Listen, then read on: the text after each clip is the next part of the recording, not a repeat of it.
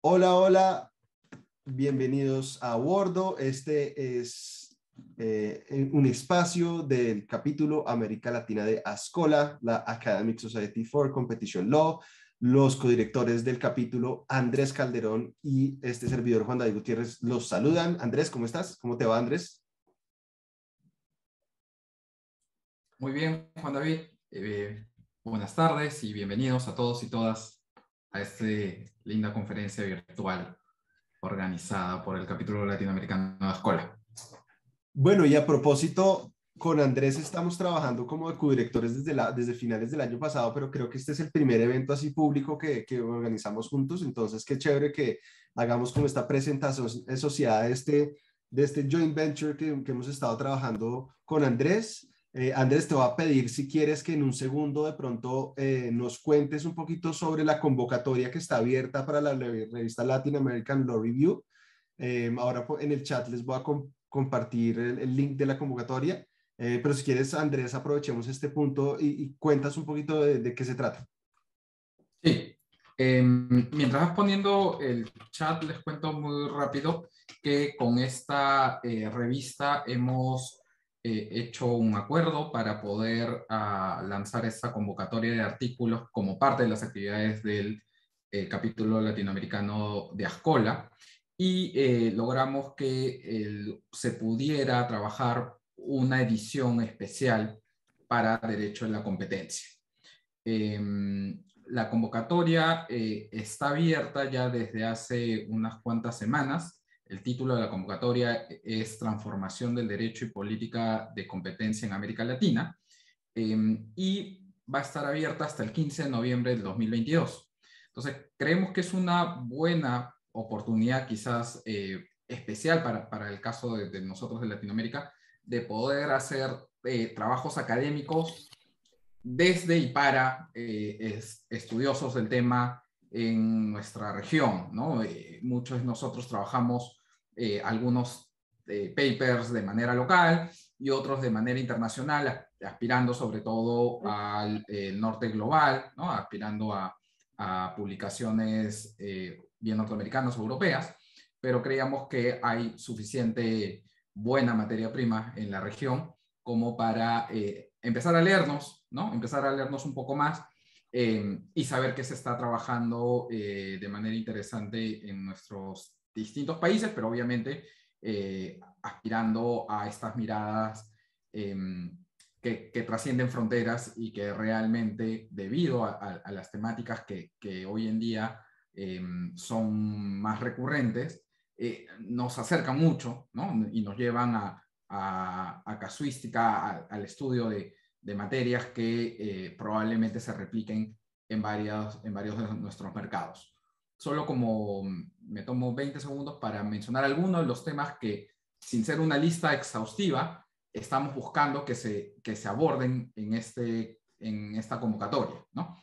Retos de competencia en las economías digitales, aplicabilidad y efectos de las recientemente aprobadas Digital Markets Act y Digital Services Act de la Unión Europea al derecho de competencia latinoamericano, relación entre transferencia de tecnologías, derecho a la competencia y propiedad industrial, nuevas formas de investigación de prácticas anticompetitivas a través de herramientas de informática forense e inteligencia artificial, convivencia y conflicto entre regulaciones sectoriales y derecho a la competencia, compatibilidad entre el derecho a la competencia y otros objetivos sociopolíticos como la inclusión social y la sostenibilidad ambiental, y el rol de la política y derecho a la competencia en el contexto del COVID-19 y en la reactivación económica.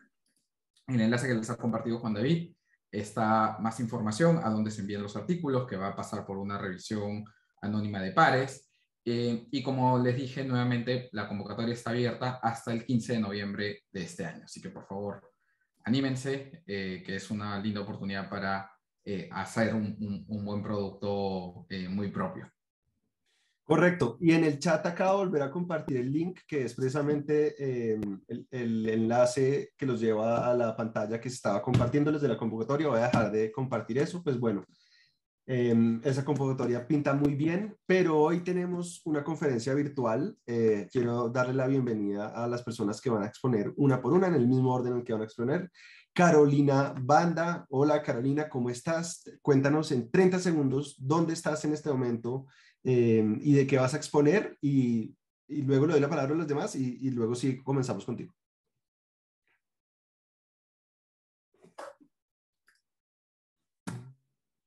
Ya, sí, ya. Listo. Ya.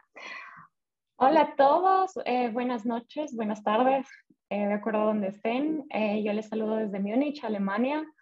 El día de hoy voy a presentar el artículo que presenté en la ciudad de Porto, que básicamente aborda el rol del derecho de la competencia europeo en un mercado digital que es naciente y que se llama Mobile Healthcare o Digital Healthcare. Y estoy muy feliz de estar con ustedes tan tarde. Bueno, pues nosotros muchísimo más felices y además muy agradecidos por el esfuerzo que estás haciendo, Carolina. Vamos con Carolina al cuadrado. Carolina Saito. Hi, Carolina. Hello, everybody. I'm so sorry that I'm the only one not speaking Spanish. I'm from Brazil, so I'm in São Paulo. I could speak Portuguese, but I think that English is better for everybody. But it will be a pleasure to talk to you about a paper that I'm still writing. So comments and suggestions and critics are more than welcome. I'm going to talk about Carrefour's Nutri-Escolha tool, which is an app that Carrefour is using, and how the supermarket could practice self-preferencing, justifying to sell more healthy and cheap products. So that's the paper that I'm writing. And wonderful. Thank you very much for the invitation. It's a pleasure to be here with all of you. Thank you, Carolina. Carolina es nuestra representante del capítulo Brasil de Ascola, porque hay un capítulo Brasil y la invitamos porque la adoptamos también en nuestro capítulo y esperamos que siempre esté por acá con nosotros. Vamos con Andrés. Andrés, tu turno. Gracias, Juan David. Nuevamente, buenas tardes desde aquí de Perú. Feliz Día de la Independencia para los peruanos que están ahorita conectados, 28 de julio, y los que van a verlo después. El paper que voy a presentar, que también lo presentamos en Porto, junto con mi coautor Piero Malca, se titula Excessive and Exclusionary, A Different Approach to the Anti-Competitive Collection and Processing of Data, que plantea, digamos, como su nombre lo dice, un nuevo framework del análisis de estas conductas de acumulación y combinación de información que ha realizado esta empresa y que también podrían realizar otras compañías seguramente. Y también está en progreso, así que bienvenidos todos los comentarios para poder enriquecerlo. Excelente. Bueno, dos papers en los que recibimos comentarios, por favor. Ya escucharon a Carolina Saito y Andrés. Creo que en el caso de Carolina también quiere comentarios, muy bien. Y nosotros también, y termino pidiéndole a Sebastián Solarte, mi coautor, que cuente acerca pues primero que te presentes y que cuente un poquito de nuestro paper y luego comenzamos formalmente.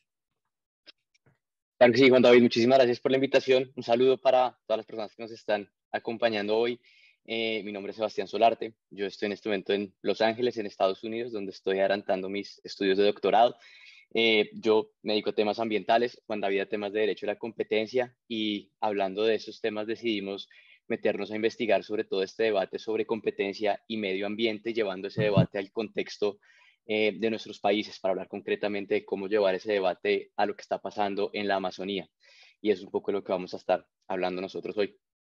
Es un mix interesante porque Sebastián al comienzo de su carrera trabajó en temas de derecho a la competencia, entonces ya estaba familiarizado, pero ahora está, como lo contaba, en el track de las políticas de medio ambiente. Y yo soy un poquito al revés, toda la vida he trabajado en temas de derecho a la competencia, pero desde el doctorado me empecé a acercar a temas, desde que hice el doctorado, empecé a acercarme a temas de gobernanza de los recursos naturales. Entonces, luego les contaremos cómo es que llegamos a la idea del paper. Pero bueno, entonces, ya sabemos qué esperar. Vamos a tener una sesión fantástica. Es algo muy bonito que replica además los papers presentados en la conferencia anual de Ascola, y estábamos hablando hace un segundo que es maravilloso poder tener un espacio con, vean, más de 30 personas de toda América Latina que nos van a escuchar. y que vamos a poder interactuar, por supuesto, y dejar recibir su retroalimentación. En el caso de Sebastián y mío también recibimos retroalimentación porque el paper todavía no lo hemos presentado para ser publicado, entonces todavía se pueden hacer ajustes. Le paso la batuta a Andrés para que sea el moderador, porque ahora nos toca el turno a Sebastián y a mí, entonces denme un segundo porque voy a compartir pantalla. Muy bien. Me imagino que ya están viendo las diapositivas, ¿verdad? Sí, ya Listo. se ve Juan David. Cuando Perfecto. quieran y yo me pasas telemáticamente tu temporizador. reloj de la cocina, tu temporizador de cocina. Muy bien, bueno, muchísimas gracias entonces a todos por acompañarnos. Este paper lo escribimos Juan Sebastián Solarte y yo. La idea del paper nació de precisamente querer mezclar esos dos temas de interés que tenemos Sebastián y yo, que son el derecho a la competencia y los asuntos ambientales. Sebastián fue el que dijo, oiga, pero concretemos esto, porque no lo... Tal vez hablar de medio ambiente, de hecho, de la competencia es muy amplio, porque no lo concretamos con algún reto importante que tengamos en materia ambiental. Y pues bueno, qué mayor reto para América Latina que la deforestación en el Amazonas. Y nosotros quisimos hacer una reflexión sobre qué tanto el derecho a la competencia puede o no aportar a mitigar o disminuir la deforestación en el Amazonas, con muchos vergüenza, disculpen que no tradujimos nuestra presentación, esta es la presentación original que usamos para Schola, entonces va a estar en inglés. Bueno, no sé por qué no se están moviendo mis diapositivas. Bueno, ya, listo. Entonces la pregunta de investigación, muy sencilla, ¿en qué medida las políticas y legislaciones de libre competencia a nivel nacional pueden contribuir a mitigar la deforestación en el Amazonas? Eso implica 5 países, en un caso de estudio comparado: Brasil, Bolivia, Ecuador, Perú y Colombia. Son los países que no solo tienen legislación de libre competencia, sino que además lo están efectivamente implementando, porque Venezuela hubiera podido entrar en este grupo, pero pues allá no se está implementando realmente la legislación de competencia. Y pues digamos el otro criterio de selección de los casos es pues efectivamente que compartiera parte del bioma amazónico. Entonces, sin más, le voy a dar palabra a Sebastián para que nos cuente sobre el reto ambiental. Claro que sí, Juan David, muchas gracias. Pues nosotros, estas primeras diapositivas sirven un poco para sentar el contexto y también para contar un poco la motivación que estaba explicando Juan David, porque para nosotros era importante tratar de traer esos debates que se estaban dando en jurisdicciones como los países europeos a un contexto mucho más nuestro, porque cuando empezaron todas estas discusiones sobre derecho a la competencia y medio ambiente en la Unión Europea, siguieron en el marco pues, de las economías, digamos, con base en las características y circunstancias de los mercados, de las economías de estos países, economías altamente industrializadas, casi todas absolutamente formalizadas o en un porcentaje muy alto, y en esa medida las discusiones que se empezaron a dar tanto en la academia como en las autoridades de competencia tienen unas características un poco diferentes a las nuestras. Entonces, como decía Juan David, lo tratamos de traer a lo nuestro y por eso nos llamó mucho la atención hablar del Amazonas. El Amazonas es un ecosistema que tiene una importancia desde el punto de vista ambiental muy grande, no solamente por su riqueza en temas de biodiversidad, tal vez es el sitio del mundo con mayor riqueza en materia de biodiversidad, sino porque también es el sitio donde habitan aproximadamente 8 millones de personas. Entonces vemos que el Amazonas no solamente es un sitio que desde el punto de vista natural es muy importante, sino también desde el punto de vista social. Y los problemas como la deforestación afectan no solamente los recursos naturales que ahí están y los servicios ecosistémicos que tiene este ecosistema, sino también a las personas que allí habitan y que han habitado ahí por muchos siglos. Entonces, el problema, como ya lo vamos a ver en un segundo, está asociado a la pérdida de cobertura de bosque en este gran ecosistema. En la medida en que se va perdiendo esta cobertura, se dejan de recibir ciertos servicios ecosistémicos que son los que hacen que en este momento estemos hablando de la necesidad de proteger el Amazonas, y uno de los más importantes quizás está asociado con el tema de cambio climático. En la medida en que se pierden árboles en el Amazonas pierde su capacidad de absorber dióxido de carbono de la atmósfera, y en esa medida estaría contribuyendo no a capturar gases de efecto invernadero, sino por el contrario se está convirtiendo en una fuente que está digamos, aumentando el riesgo de sufrir efectos asociados a cambio climático. cuando nosotros empezamos a analizar este tema, nosotros nos dimos cuenta que hablar de deforestación es un tema muy amplio y las narrativas que se manejan en diferentes gobiernos pueden ser muy variadas, pero si queremos ir realmente a las causas de la deforestación analizadas históricamente, todas ellas están asociadas a dinámicas de mercado. Y por estar asociadas a dinámicas de mercado, para nosotros ese era el escenario perfecto para llevarlo al plano del derecho a la competencia, porque finalmente todo este gran boom de la deforestación en los últimos 5 o 6 décadas, en las últimas 5 o 6 décadas está asociada a la adopción de economías de mercado en estos países, la apertura a mercados extranjeros con muchas exportaciones de los recursos naturales que se están dando en el Amazonas o que están siendo cultivados a partir digamos, de la tala de los árboles y la introducción de nuevas actividades económicas. O sea, en este marco es que nosotros estamos analizando esa relación entre medio ambiente y competencia. Y si quiere, Juan David, usted continúe ahorita explicando un poco cuál es ese marco de competencia para mirar después de qué forma se lleva eso de nuevo a la pregunta sobre el Amazonas. Perfecto. Entonces, recapitulando, como decía Sebastián, los determinantes de la deforestación están ligados a determinados mercados que ven ustedes ahí en la diapositiva. De agricultura, algunos son legales, otros ilegales, y nosotros quisimos preguntarnos, bueno, y si están asociados a mercados, pues como decía Sebastián, pues aquí de pronto el derecho a la competencia podría jugar algún rol. Tal vez, pues por lo menos en la Unión Europea y en determinados países, particularmente Holanda, Grecia, el Reino Unido, pues hay mucha discusión sobre cómo concretamente el derecho a la competencia puede contribuir. Ustedes conocen ya mucho el derecho a la competencia, entonces esto lo explicaba quizás yo más en la escuela, pero acá menos. Pero lo que quiero mostrarles con esta diapositiva es que en nuestros casos de estudio pues tienen unas variaciones muy importantes.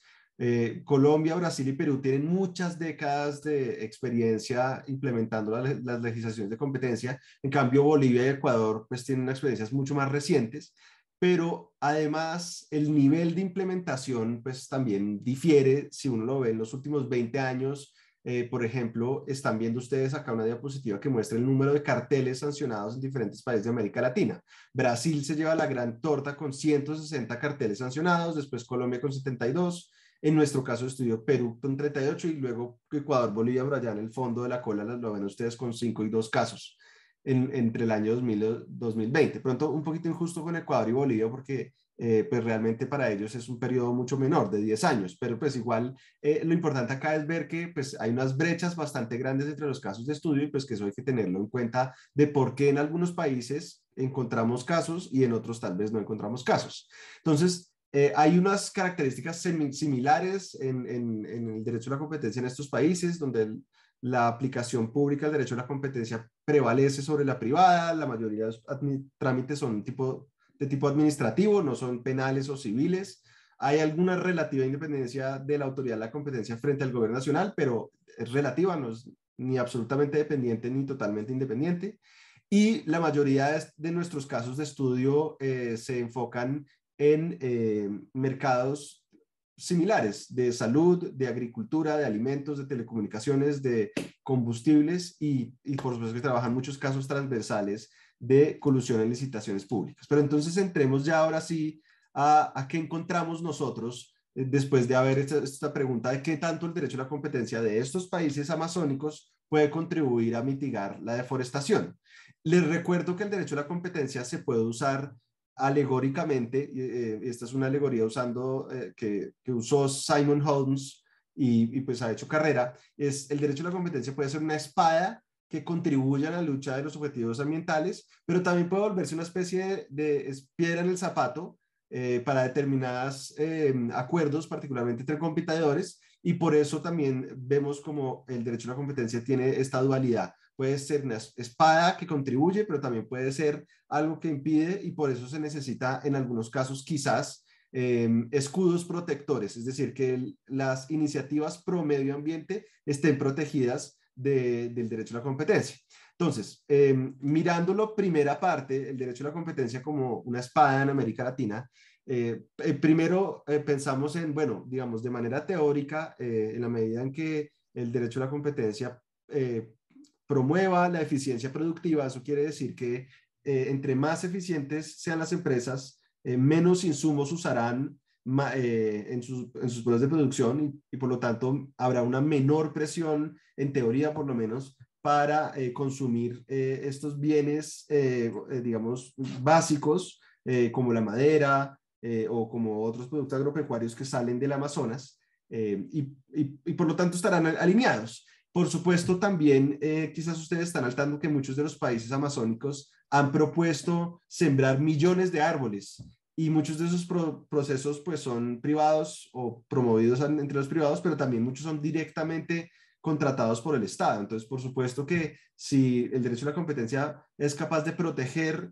los procesos de contratación pública y, digamos, evitar que haya colusión en licitaciones públicas, pues también estará alineado. Pero todo esto, digamos, es teórico porque nosotros no encontramos en nuestros casos de estudio procesos puntuales en donde esto hubiera ocurrido. Solo hay un pequeño, quizás una pequeña excepción que encontramos en Brasil, en una integración empresarial en donde un tercero interesado quiso argumentar en el CADE que una de las partes tenía problemas ambientales en su producción en Amazonas y que no debería ser, digamos, fue una manera como de oponerse a la integración empresarial. Pero el CADE, la Autoridad de Competencia Brasilera, respondió que no iba a abordar ningún tema que no tuviera que ver directamente con competencia y que esos argumentos ambientales pues, no eran parte de su foro. La otra parte de la historia, cuando el derecho a la competencia digamos, puede ser una piedra en el zapato para las iniciativas ambientales, pues la respuesta al derecho a la competencia es, bueno, voy a de pronto generar excepciones para que usted pueda hacer lo que de otra manera no podría hacer. En Colombia y en Ecuador, por ejemplo, hay este tipo de excepciones generales. En Brasil, en Perú, no, y en Bolivia tampoco. ¿Y qué tipos de casos encontramos donde la autoridad, digamos, abordara conductas que por lo menos las partes arguían que tenían que ver con objetivos ambientales y sin embargo la autoridad las investigó? Fue un caso de Bogotá de venta de agua en bloque, donde se investigó a la empresa de acueducto de Bogotá y donde la empresa pues básicamente fue acusada de abusar de su posición de dominio. Digamos, la empresa se defendió diciendo que todo esto era parte de una estrategia de cambio climático para impedir, digamos, que se hiciera un mal uso del agua de Bogotá. La Autoridad de Competencia Colombiana dijo no, parecido a la de Brasil. Todos estos temas ambientales no van conmigo, yo aquí me voy a centrar en los temas de competencia. Le paso rápidamente la palabra a Sebastián porque hay un par de casos brasileños muy interesantes. Sí, no sé, Andrés, cuánto tiempo nos queda solo para no ir a 2 minutos. 2 minutos. Perfecto, listo. Entonces, muy rápidamente, hay unos casos que ya en Brasil han empezado a llamar la atención frente a esta posible relación entre el derecho a la competencia y los asuntos ambientales en la Amazonía. Y son estas moratorias, estas prohibiciones que se generaron hace unos años para tratar de evitar la venta tanto de soya como de carne de res proveniente de terrenos deforestados. Son dos casos que se dieron por circunstancias diferentes, pero suelen ser generados en parte por una reacción. Todos estos son productos que se exportan en su gran mayoría y surgen como una reacción de los compradores en otras partes, en otras jurisdicciones, por ejemplo Europa, diciendo, oiga, nosotros somos un mercado importante de que usted exporte un montón de estos productos, no vamos a seguir comprando si usted no me asegura que esto no viene de terrenos deforestados.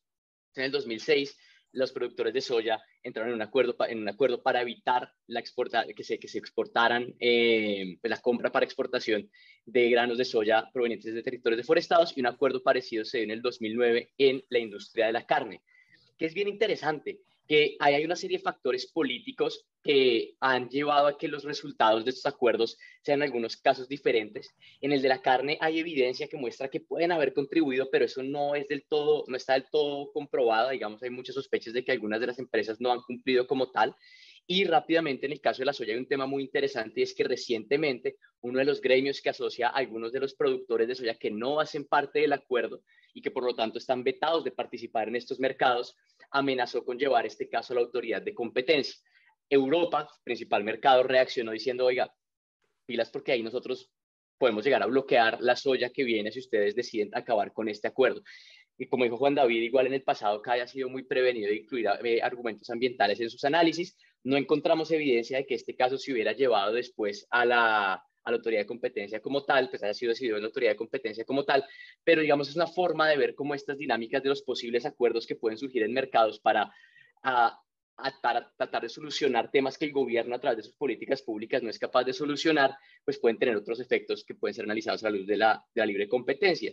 Y ya para cerrar en este último minuto que nos queda, vamos a presentar 4 conclusiones muy rápidas que permiten resumir lo que nosotros estamos viendo. Tal vez lo primero es que el derecho a la competencia por ahora no ha sido un obstáculo, pero como estábamos comentando ahora, puede que existan ciertos casos en los que algunos agentes interesados puedan sentir que hay unas restricciones a la libre competencia desde el punto, pues, a raíz de lo ambiental, y ahí va a tocar mirar de qué forma reaccionan las autoridades de competencia. Y eso está conectado con el segundo caso, y es que igual por las características de estos mercados altamente informales, algunos ilegales, con presencia institucional de los estados en la Amazonía muy baja y con gobiernos que no están muy enfocados en esto en algunos países, pues puede que esto igual siga siendo un tema de muy poca importancia. Y finalmente eso tiene que ver con esta gran pregunta de si nos salimos de Europa, ¿cómo van a ser las agencias de competencia en el sur global para abordar esta dinámica, esta aparente disyuntiva entre la competencia y el tema de sostenibilidad?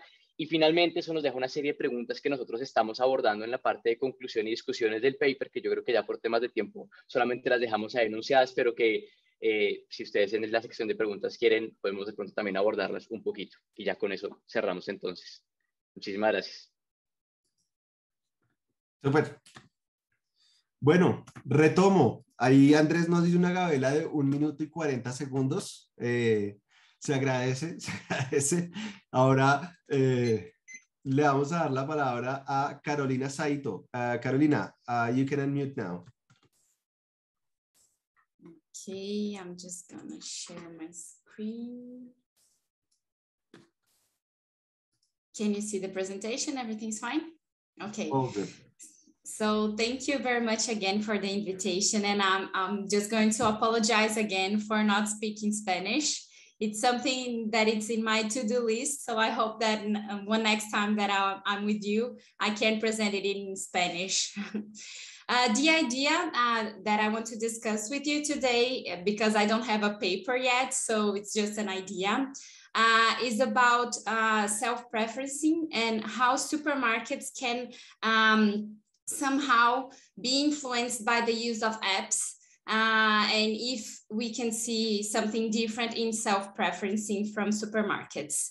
One thing that I want to just do a big disclaimer is that I don't want to say if Carrefour is self-preferencing or not, because I don't have access to the evidence, and this analysis is really something that is based on evidence. So I'm not saying that Carrefour did self-preferencing or not. So this is something that I just want to make this disclaimer, but just to think about how could we analyze self-preferencing. So my presentation today, I'll just present my research question to you all, then just present some important aspects when we're talking about supermarket analysis in antitrust. I'm just gonna share some ideas. This is, I think it's the core of the paper, and I don't have enough conclusions or ideas yet, but I'm going to talk about what changes when we use apps to buy things on supermarket. Then I'm going to talk about the methodology and explain the Nutri-Scolia tool, which is part of the methodology, and what we could see as some steps to analyze self-preferencing. Just for you, I don't know if everybody knows, so just for us to be on the same page, since self-preferencing is just in the end. When I'm talking about self-preferencing, the idea is that a player discriminates other players to promote its own products. So that's the idea of self-preferencing. We have had more discussions from the Google cases and also now Amazon with their own products, but I'm gonna talk about supermarkets, and that's not something new actually, because supermarkets have their private label for a while and can do that in their in the physical when people go to the supermarkets to buy, not only online, but it's something that we need to understand what changes with the apps. So the research question that is guiding the paper is how should self-preferencing practice by supermarkets be analyzed considering the use of apps? So not only how, but if something changes. That's the idea when we have these apps and what can change in this analysis. When we talk about supermarkets, it's important to consider that in the past, usually antitrust authorities, mainly also here in Brazil, considered supermarket as a neutral player. So they considered that they could not influence that much how things would work, and they didn't have market power to be a problem because they were only connecting people and just being a place where consumers go to buy something and that's it. But considering especially the private label products that supermarkets started to work with, and now we have many supermarkets and increasing these private label products, it's important to consider them as a two-sided platform because they connect the product suppliers, the branded ones, and they also connect the consumers. And why should we change a little bit how we see the two-sided platform already existed? But the problem is that the supermarkets are also a competitor from the branded product suppliers now with the private label products. So this is not something that changes supermarket as no longer a neutral player. So we need to be more careful when analyzing supermarkets. And some aspects that we can consider that increase supermarkets' market power is that consumers are loyal to supermarkets, mainly because they are used to the shelves organization. When they go to the supermarkets, they already know if they have parking lot, how it works, where I can find the sugar that I like, or if they have the private label. Oh, I really love the Casino products that Pão de Açúcar here in Brazil sell, or Carrefour also have their own private label products. So I really like cookies from the Carrefour brand, and I just can't find in Carrefour. I cannot find in another supermarket. So this is something that makes consumer more loyal, and what we call this the lock-in problem, that it's difficult for consumers to change to another player. And in relation to the suppliers, we also have an increase in their market powers because supermarkets can just decide not to buy from this supplier anymore, what we call suppliers the list. So taking the supplier from the list of products that supermarkets will buy, and somehow we can see a dependence from the suppliers to supermarkets because suppliers don't have the direct contact to consumers, so they really depend as the two-sided platform to be connected to consumers. And the problem that increases a lot the market power, that is the core of the paper, is the problem related to the private label products. And when we have the private label products, we need to discuss how supermarkets are setting the prices, because supermarkets defines the prices from their competitors when we are talking about private label. And they also have the monopoly power to try to squeeze and to have the best price from their suppliers that are providing the products for the supermarkets to have the private label, and they can establish better prices and increase their margins. So supermarkets have access to all this data, and they can act somehow to benefit when we have the private label products. And so I told you that these are the just new ideas. So I think I'll have to study a lot, and if you have inputs, it will be more than welcome. That when we use apps, not only going to the supermarket, supermarkets can collect more data. Why am I using more data? Because supermarkets already can collect data from consumers when we go to the supermarket. Because of the barcode, they can know what's going on, what you buy and what you buy together, like, I'm buying a wine and cheese. So this is something that they know that can work. And also mainly because of the loyalty cards, because then they know what consumers are buying and what they can, what is the prices that consumers want to pay. When they have a discount, what happens and what doesn't happen. So these supermarkets already had access to data, but when we're talking about apps and online shopping, they can collect more data. They can understand more about consumers. They can also suggest products when we're talking about apps.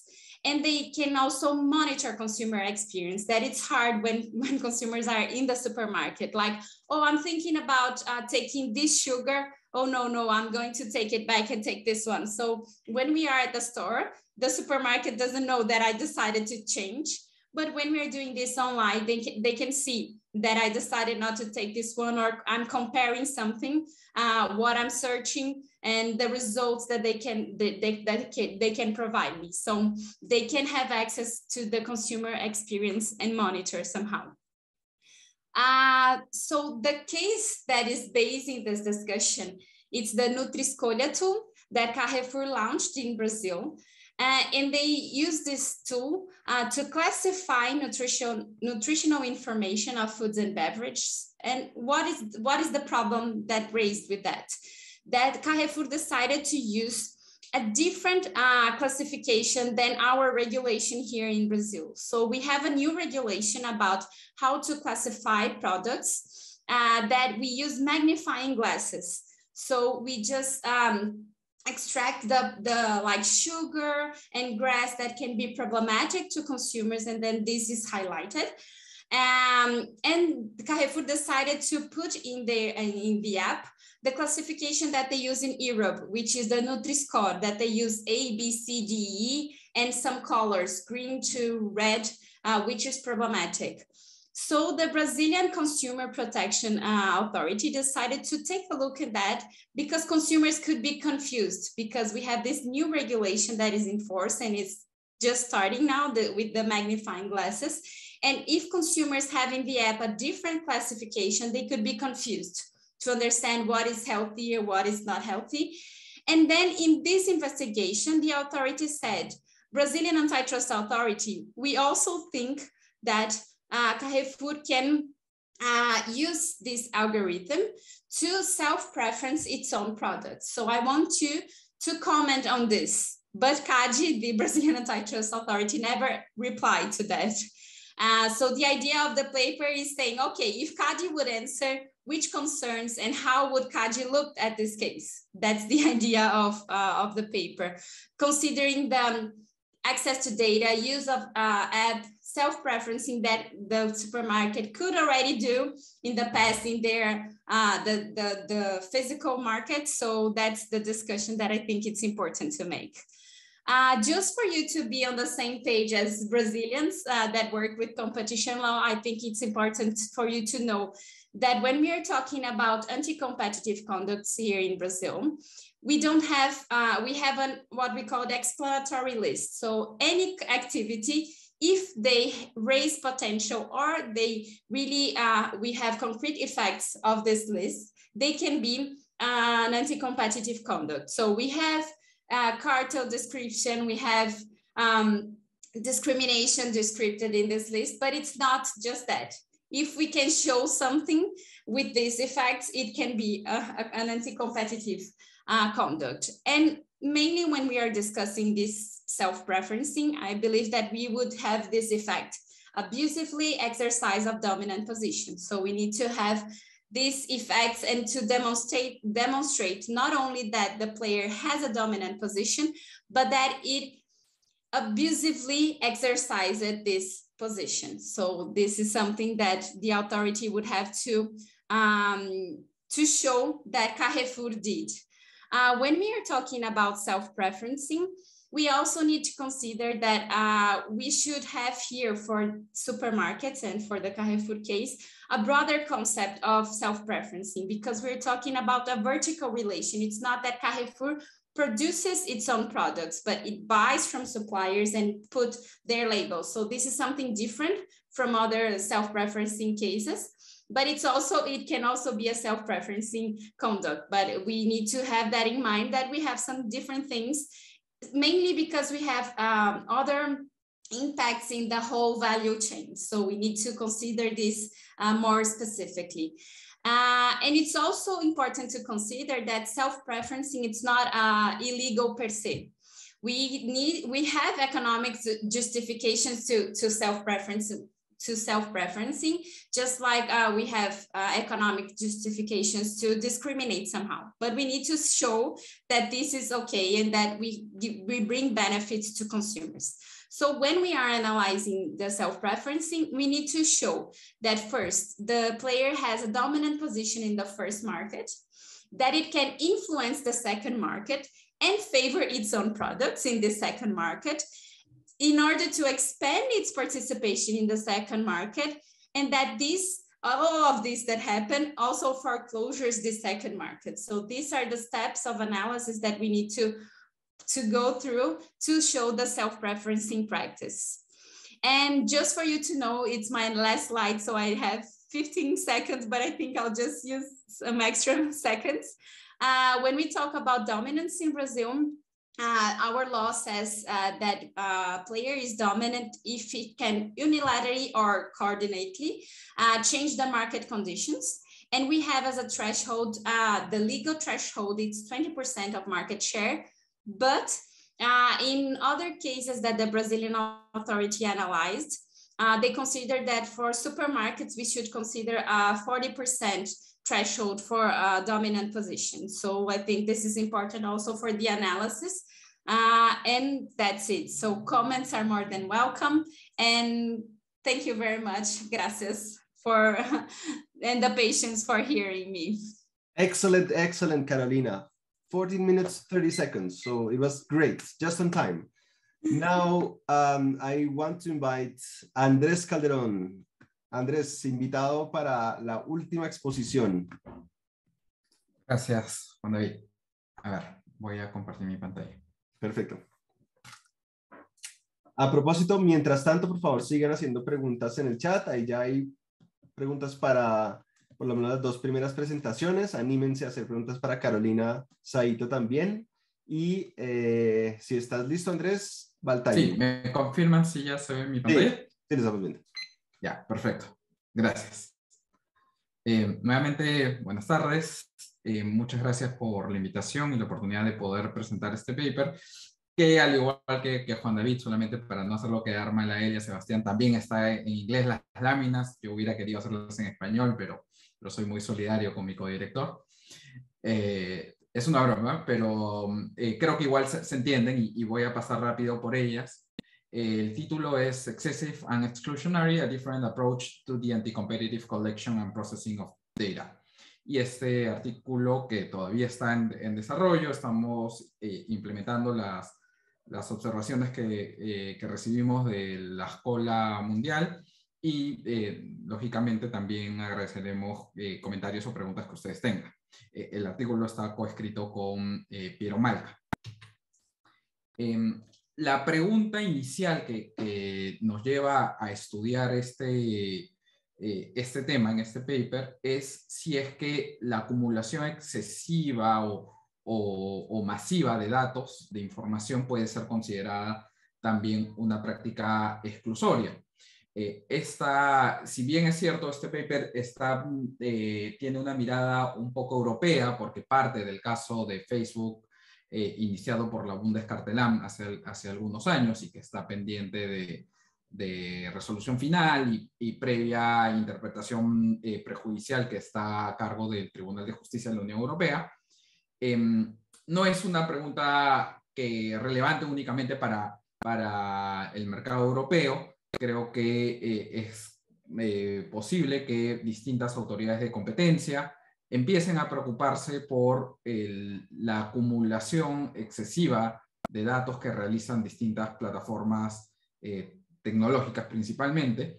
Y de hecho hay un caso argentino que seguramente algunos de ustedes deberán conocer, en el que la Comisión Nacional de Competencia inició y dictó una medida cautelar contra Facebook para prevenir la combinación de datos de WhatsApp. Y en el caso argentino, precisamente, se plantean las dos teorías, la teoría explotativa y la teoría exclusoria. Nosotros, viniendo desde Perú, donde se sancionan únicamente las conductas exclusorias, lógicamente estábamos un poco más interesados por eso, pero también porque creemos que hay un problema un poco más grande y el principal problema derivado de estas prácticas de recopilación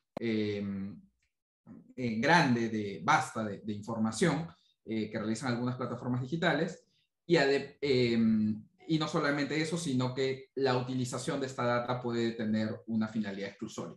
Ahí he mencionado algunos trabajos de algunos autores que pueden de ahí buscarlos, que ya planteaban algunas teorías exclusorias analizando el mismo caso, o destacaban que a pesar de que la Bundeskartellamt se había centrado en la teoría explotativa, dejaban entrever que también podría haber un efecto exclusorio, ¿no?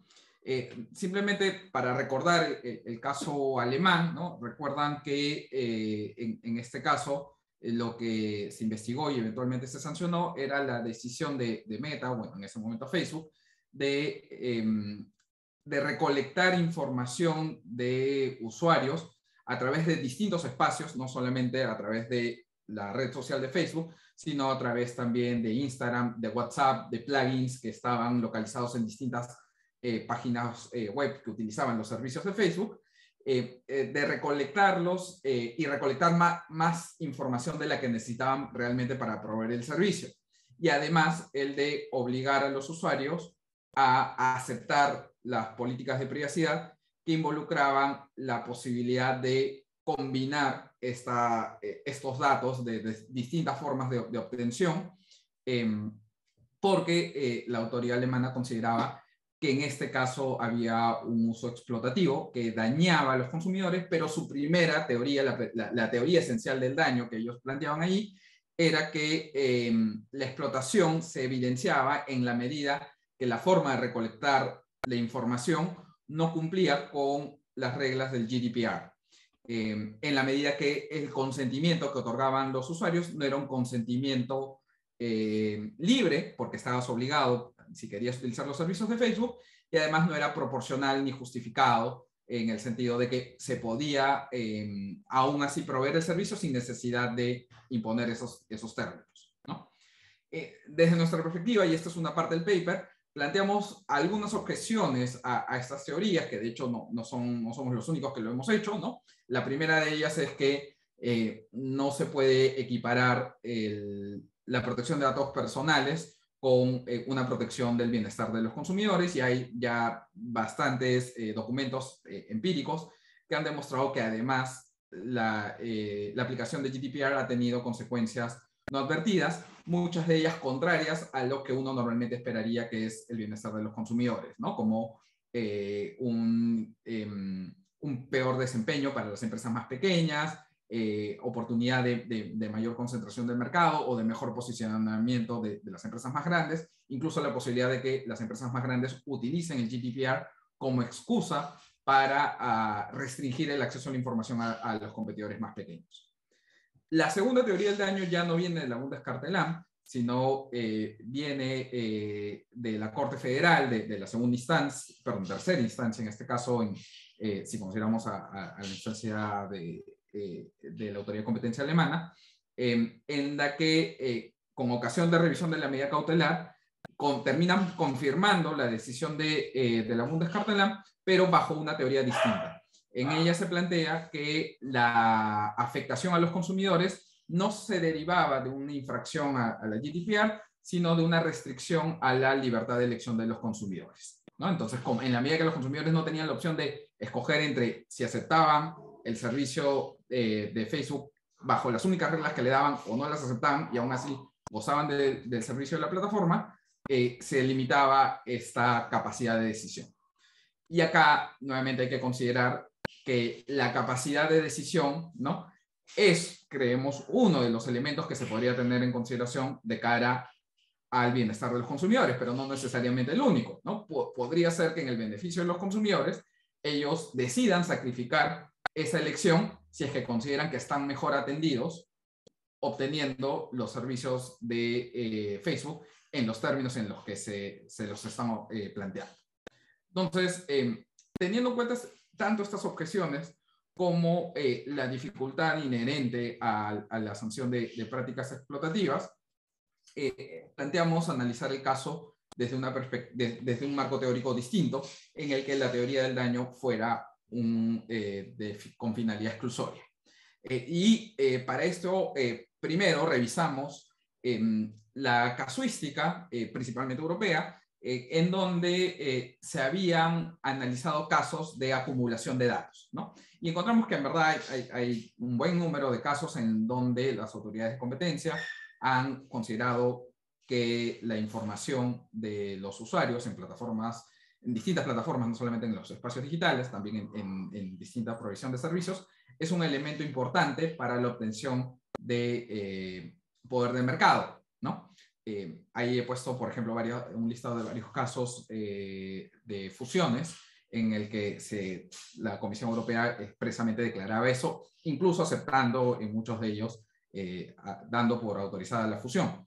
Pero lo más importante es que no solamente las autoridades de competencia han considerado la información, la recolección granular de data como un elemento de poder de mercado, sino que también han analizado la obtención de datos como una parte de una conducta exclusoria, ¿no? Tenemos, claro, los casos tradicionales de negativas de trato, en donde hay cierta información a la que quiere tener acceso una empresa no dominante, pero también tenemos los casos, creo yo, que son más relevantes para terminar de diseñar este marco teórico, que tienen que ver con acuerdos de exclusividad y la imposición de cláusulas inglesas, ¿no? Este tipo de cláusulas en las cuales un proveedor le exige a un cliente la obtención de cierta información. Le dice, proporcióname cierta información como los términos contractuales que tú tienes con otros proveedores o la cantidad de información que la cantidad que compras a los otros proveedores o los precios a los que compran los otros proveedores o las ofertas que te hacen llegar los otros proveedores. Esa data ha sido considerada, imponer ese tipo de cláusulas ha sido considerado como una conducta anticompetitiva exclusoria porque le provee a esta empresa dominante una ventaja competitiva, ¿no? Está en mejor posición para reaccionar frente a la competencia y eventualmente para excluirla del mercado, incluso para diseñar sus propias conductas, sus propias estrategias comerciales. Entonces, teniendo esto como antecedente, si lo trasladamos al caso de, por ejemplo, las redes sociales, vamos a encontrar que la obtención de data por parte de una empresa como Facebook, de parte de data relevante sobre sus usuarios, genera la potencialidad de crear una barrera importante de acceso o subsistencia en el mercado, ¿no? Y hay varios elementos que ya han sido diagnosticados por varios estudios que sirven como ladrillos para construir esta gran barrera, ¿no? En primer lugar, los costos que supone para un nuevo entrante o para una empresa no dominante obtener esa data, además de implementar herramientas de recolección de esta información.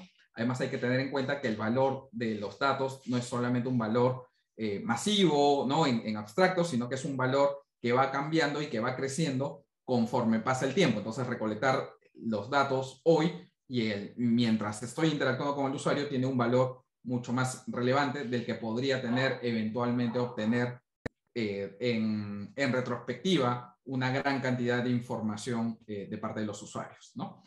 Además, bueno, tenemos que considerar para este tipo de mercados, ¿no? Los efectos de red directos e indirectos, cómo la acumulación de estos datos y la combinación de estos datos puede generar costos de cambio que finalmente generen el efecto de lock-in sobre los consumidores, y además el reforzamiento, ¿no? El feedback loops los feedback loops que se pueden generar una vez que un usuario interactúa cada vez más con una misma plataforma. Ya, lo curioso de todo esto, digamos, esto no tiene algo de particular de lo que podríamos plantear en algún otro caso, pero lo curioso de este caso, en el caso de una plataforma que simplemente le dice, oye, consiente para que me entregues toda esta información, es que en realidad, a diferencia de las típicas cláusulas inglesas, acá la barrera se está construyendo con la ayuda de los consumidores, solamente que sin los consumidores ser conscientes. Los consumidores simplemente cliquean, ¿no? Pero cliquean sin conocer que le están entregando la llave que justamente va a cerrarle la puerta a estos consumidores y va a impedir que puedan migrar a proveedores alternativos, ¿no? Entonces, la teoría, para nuestro caso, está construido como la recolección y combinación de información que le provee una ventaja competitiva a una empresa dominante y es entregada por los consumidores sin que los consumidores realmente sepan que están quedándose encerrados. Esto es lo que una profesora, Kemp, ha llamado a Concealed Data Practice, ¿no? Que es justamente lo que nosotros creemos que es el verdadero problema. El verdadero problema no está en la sola recolección de información per se, sino está en la ventaja competitiva que genera esta recolección gracias a la ayuda de los consumidores sin que los consumidores realmente lo sepan. Simplemente para terminar, cumplir con el tiempo, el estándar de análisis, a pesar de que planteamos esta teoría de efecto exclusorio, que creemos que podría continuarse cuando se analicen prácticas similares, sin embargo, debemos ser muy claros en que el estándar de análisis es similar al de cualquier otra práctica abusiva con efecto exclusorio que podría tener algún tipo de justificación y por lo tanto no debería estar sujeto a una regla per se. Podría justificarse si es que efectivamente la información que se está utilizando y la que se está recolectando puede beneficiar a los consumidores, pero en este caso demandaría algo que lamentablemente muchas plataformas como Facebook han sentido rechazo de hacer hasta el momento, y es transparentar específicamente qué uso le están dando a los datos y específicamente cuál es el beneficio, cuál es el nexo causal entre el uso de estos datos y el beneficio que se está dando a los consumidores. Si es que lo logran demostrar, podría ser una práctica con efectos exclusorios, pero justificados. Y ahí estamos. Muchas gracias. Excelente, Andrés. 14 minutos 40 segundos. Muy bien. Entonces, terminamos nuestras 4 presentaciones y llega la ronda de preguntas. Yo voy a invitar a que si no han hecho la pregunta por el chat, lo hagan porque este es el último momento para hacerlo. Y mientras tanto, lo que vamos a hacer es que vamos a hacer las preguntas en el mismo orden de quienes presentaron. Entonces, Carolina, ¿no tienes el video encendido? Listo. Sí, ya, ahora sí lo vamos a ver. Entonces, no sé si me pueden ver. Te podemos ver exactamente. Entonces, okay. Manuel de Almeida te hizo un par de preguntas. Dice, Carolina, ¿qué tipo de cambios propones en los requisitos de las facilidades esenciales? Y luego te pregunta, ¿puedes decirnos de forma general cuáles fueron los mercados pertinentes definidos para la concentración Google Fitbit? Además, Carolina, vamos a hacer solo una ronda de preguntas, entonces esta intervención que vas a hacer va a ser como la intervención.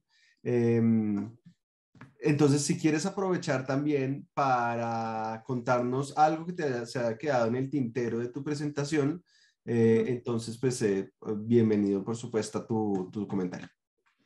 Bueno, la primera pregunta va mucho de la mano con algo que no alcancé a decir y que quería abordarlo en las preguntas, que es el tema de la doctrina de Essential Facilities Doctrine, que tiene muchos problemas y que básicamente fue analizada con McGill, IMS Health y Microsoft, que fue analizada en el contexto de Intellectual Property Rights.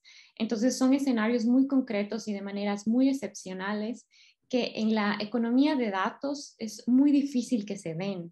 Entonces, si partimos ya de un benchmark que es bastante alto y para el cual hemos tenido casos como IMS Health, que en realidad era una brick structure bastante complicada, no sé de qué manera se pueda realmente aplicar esto a la economía de datos y en concreto a mi mercado, porque en este mercado, en los mercados de datos tenemos que se pueden duplicar los datos, como sabemos, las cualidades de Big Data.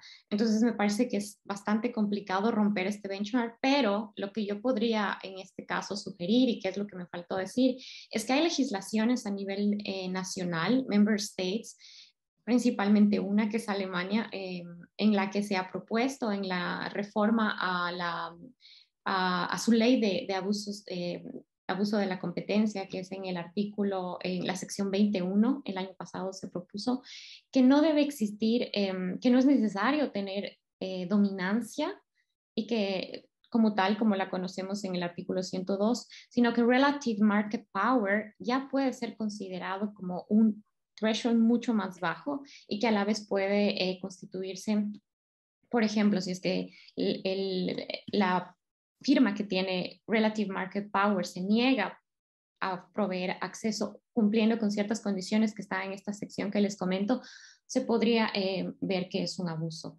Pero eso es solo en Alemania, esto no pasa en el resto de la Unión Europea, entonces queda por ver si es que esta legislación nacional influenciará o no el resto de la Unión Europea. Y la segunda pregunta con respecto a los mercados que me hicieron, les comenté ya algunos.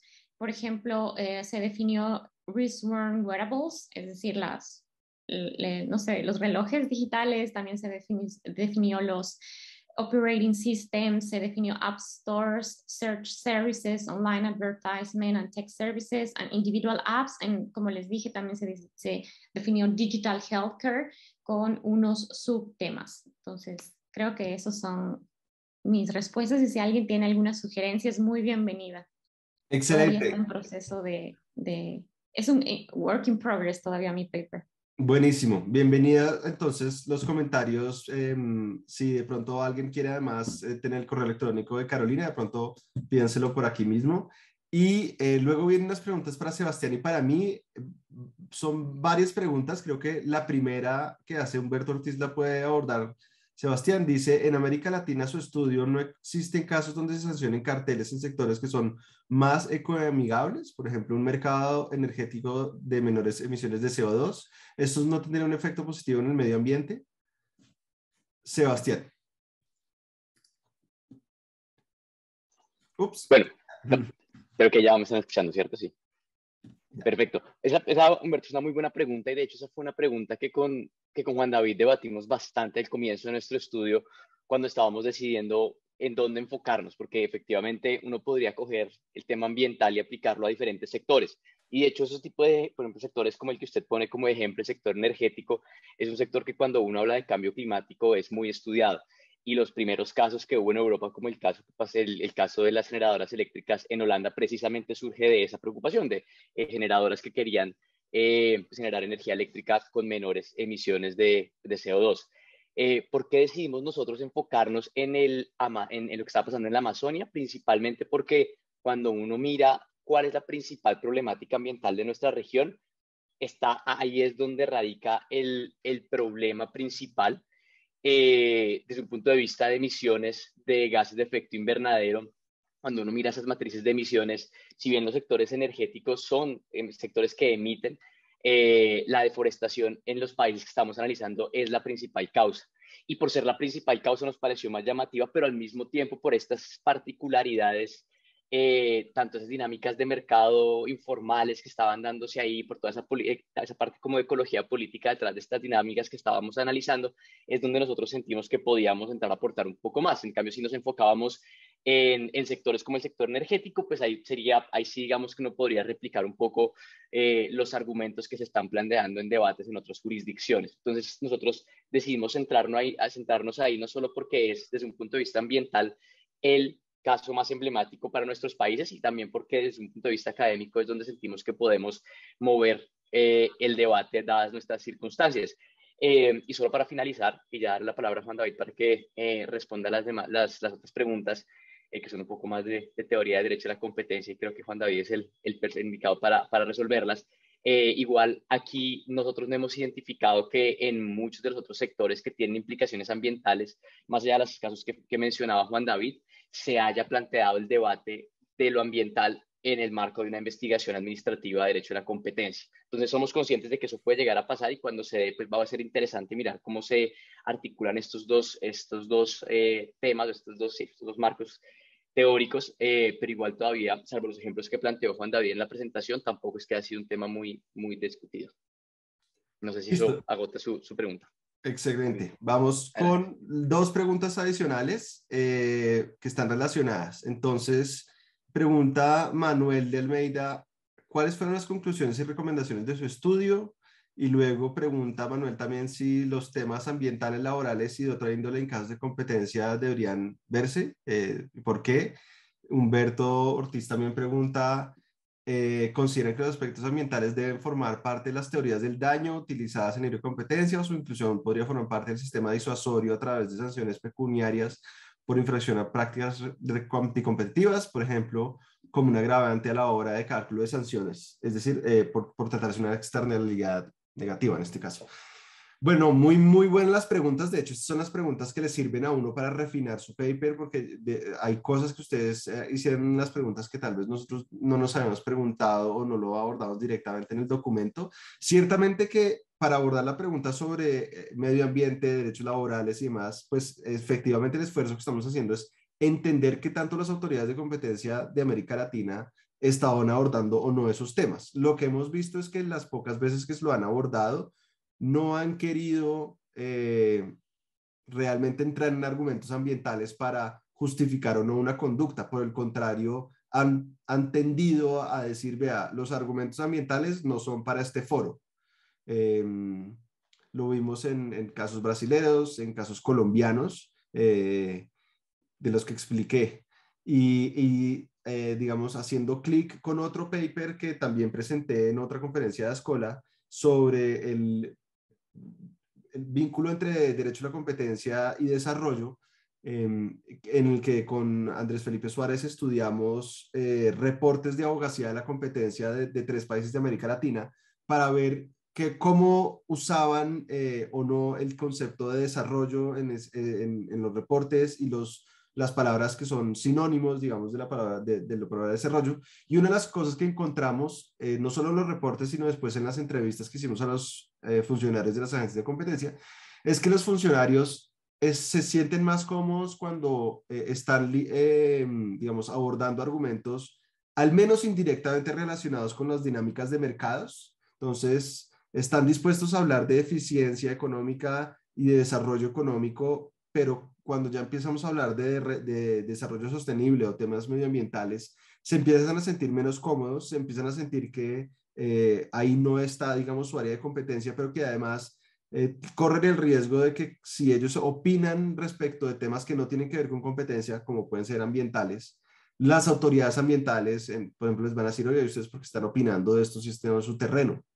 Entonces yo creo que por una parte encontramos que sí, que en América Latina en particular para deforestación, pues las autoridades no están acogiendo argumentos ambientales para justificar conductas o para hacerlas más leves o para, por otra parte, atendiendo la pregunta de Humberto, para pensar en una adición a la teoría de daño por el daño ambiental en este caso.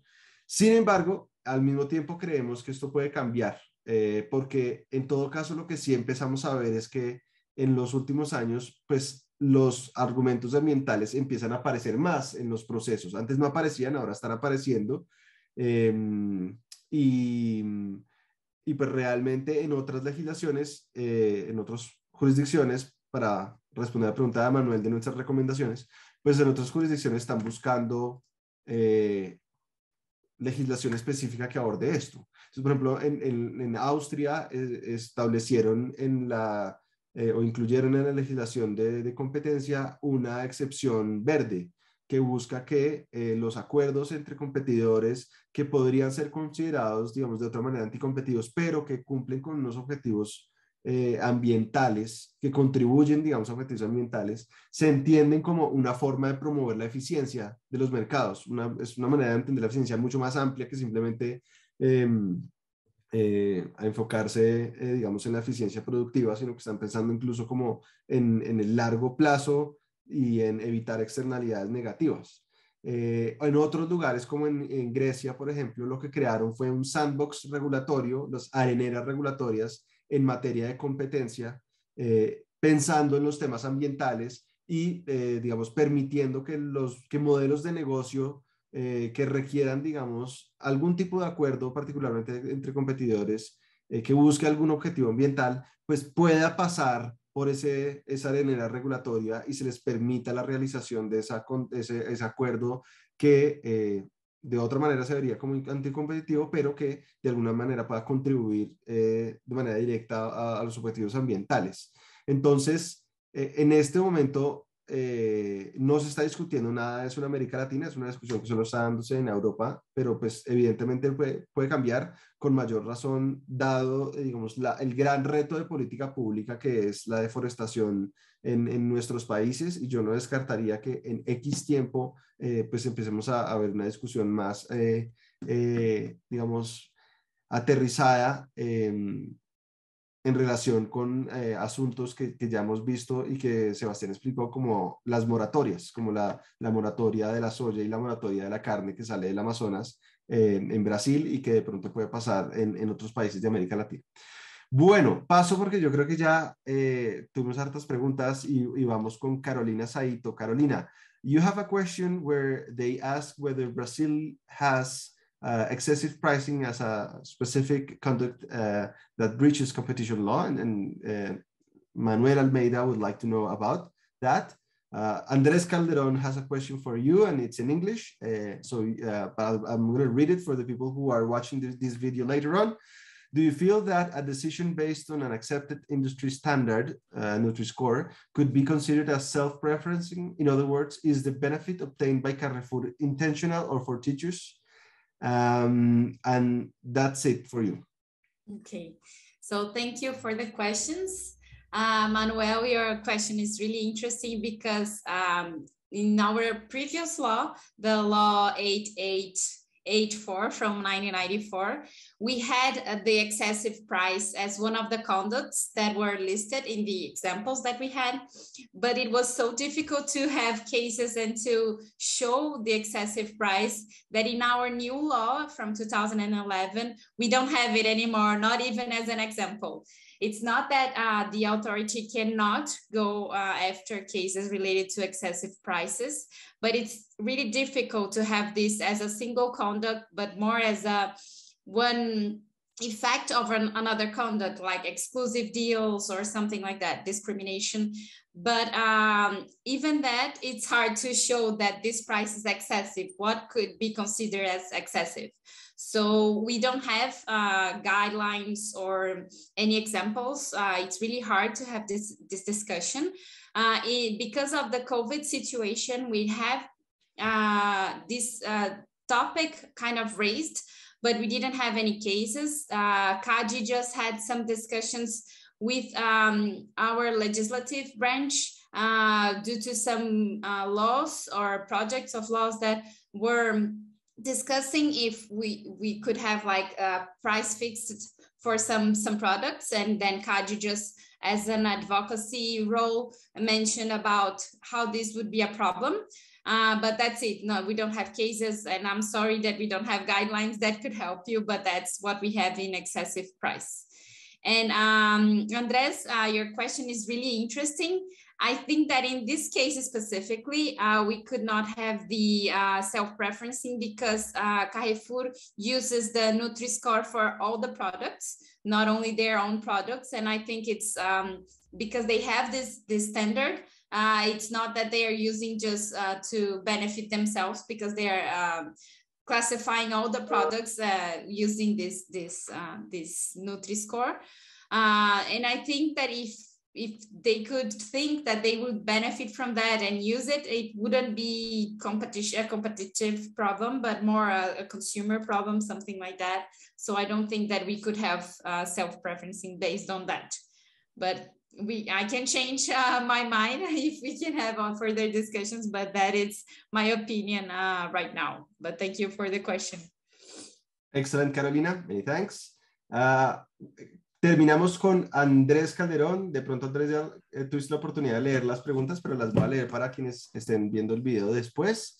Dice Manuel Almeida, ¿cuáles son los efectos de la red directos e indirectos? ¿El Reglamento General de Protección de Datos Europeo tiene suficiente alcance para que exista o exija esa transparencia que se necesita? ¿Por qué? Y Carolina Banda, que obviamente está interesada en estos temas, te pregunta también, en mercados digitales donde hay procesamiento de datos personales, ¿crees que debería haber más cooperación entre autoridades de competencia y protección de datos personales?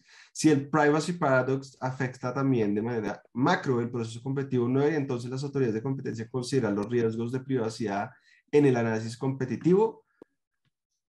Uy, esa fue de última hora que llegó. Sí.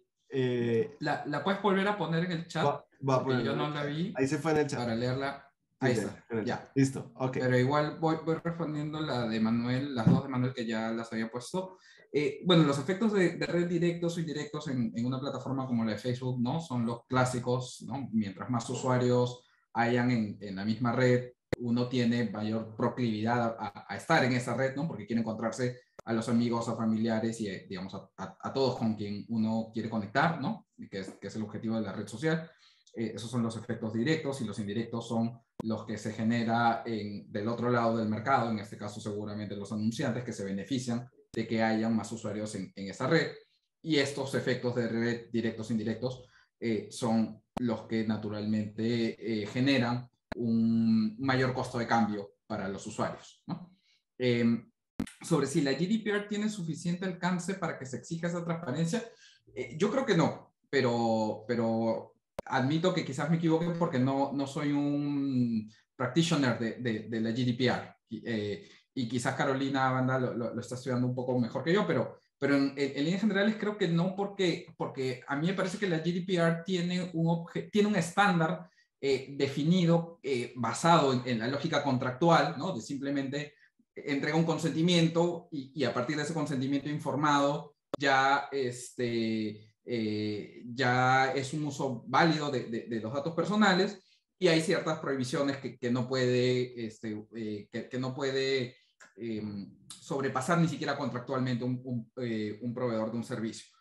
Pero la verdad es que, utilizando el término al que hacía referencia Carolina Banda, el Privacy Paradox, que ha sido estudiado y documentado por varios estudios, te demuestra precisamente eso, ¿no? Que esta lógica contractual o únicamente contractual no sirve realmente para generar una mayor transparencia o una mayor conciencia de aquello a lo que los usuarios estamos aceptando para entregar los datos. Más aún, lo que yo propongo en el caso es que esta práctica escondida o concealed es más importante, porque no solamente el usuario está otorgando datos, sino que está otorgando datos que pueden ser utilizados con una finalidad anticompetitiva que obviamente no es conocida por el usuario, y por lo general la forma de implementar este deber de información previo al consentimiento supone cláusulas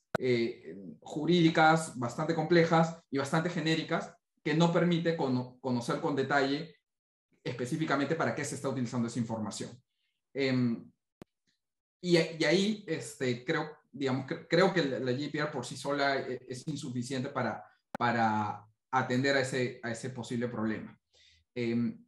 A ver, y con eso creo que podamos hacer el pase a la última pregunta. En mercados digitales donde hay procesamiento de datos personales, ¿crees que debería haber más cooperación entre autoridades de competencia y protección de datos personales? Y si el Privacy Paradox afecta también de manera macro el proceso competitivo, ¿no deberían entonces las autoridades de competencia considerar los riesgos a la privacidad en el análisis competitivo? Sin duda creo que debería haber una mayor cooperación para que se entienda, para que por lo menos haya compartición de información de qué conoce cada autoridad sobre los usos que se está dando a los datos que recolecta una plataforma digital. Mi sensación, pero es una sensación no del practitioner, sino del que ha leído resoluciones de autoridades de datos personales, es que la intervención de las autoridades suele ser muy formalista, suele ser muy de simplemente saber si es que el consentimiento ha sido suficientemente informado o no, o si es que se ha infringido alguno de los estándares que el propio legislador de privacidad ya puso y dijo, estos datos no los puedes compartir o no.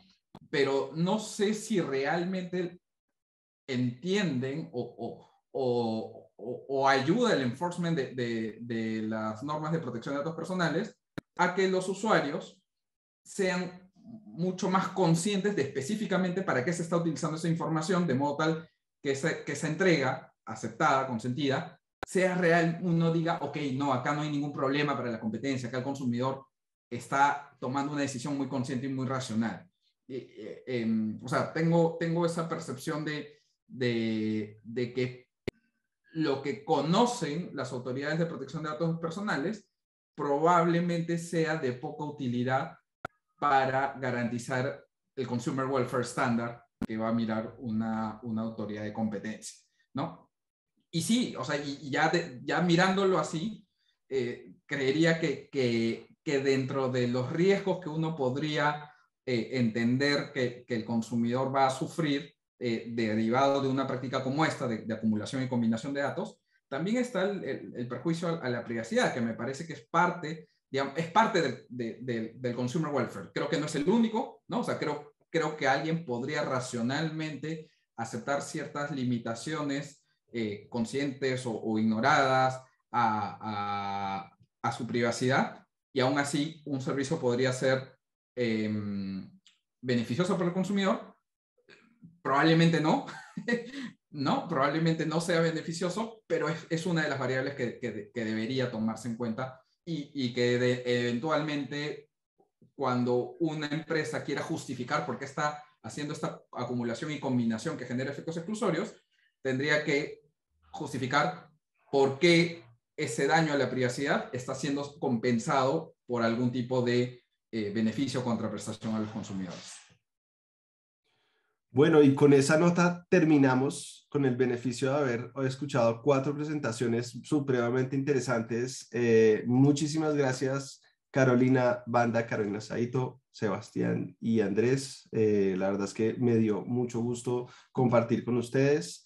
Nos volvemos a ver por acá seguramente en un mes. Luego les contaré de qué se trata el evento que vamos a organizar.